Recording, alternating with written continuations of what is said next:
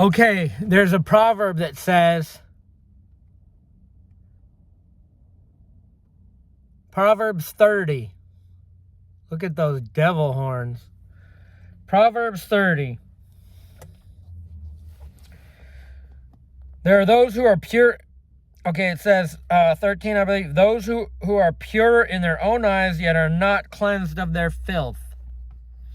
It's Pastor Rodney. He's pure in his own eyes, but he's not cleansed of his filth. Those whose eyes are ever so haughty and glances are so disdainful. Pastor Rodney is very haughty. Those whose teeth are swords and whose jaws are set with knives, to devour the poor from the earth, the needy from among mankind. Those 100 evangelists are the poor and needy right now. I'm just telling you. Pastor Rodney cares nothing about the poor. Then the next verse says, the leech has 2 daughters. Give, give, they cry.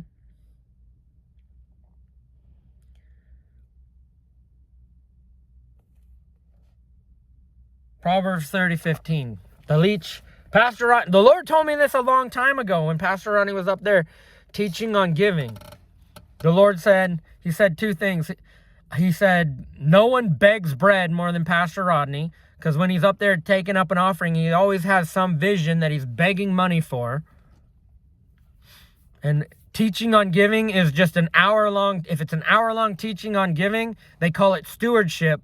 But really, it's begging for money.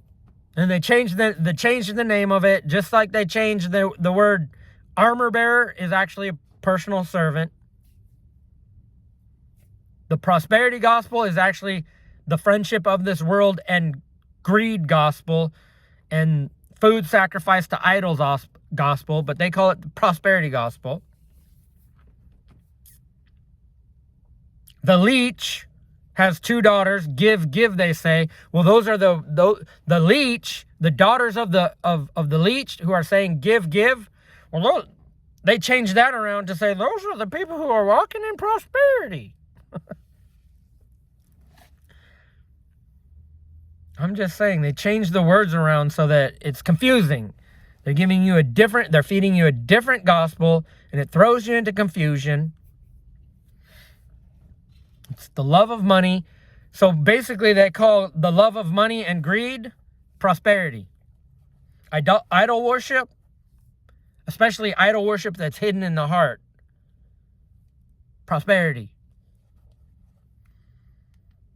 They talk about submission and authority, and really it should be the teaching on submission and authority should be called the teaching of how to exploit. It's not submission and authority, it's exploitation of the church. See how they changed the words around so it sounds good? They introduced destructive heresies. I mean, this guy looks like the devil.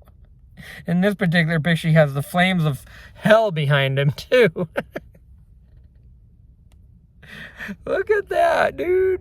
Look at those horns. With the flames of fire in the background, too. And there's a guy calling out to God from hell, and he sees the cross off in a distance. I'm just saying. It's endless. You'll find scripture after scripture, truth after truth.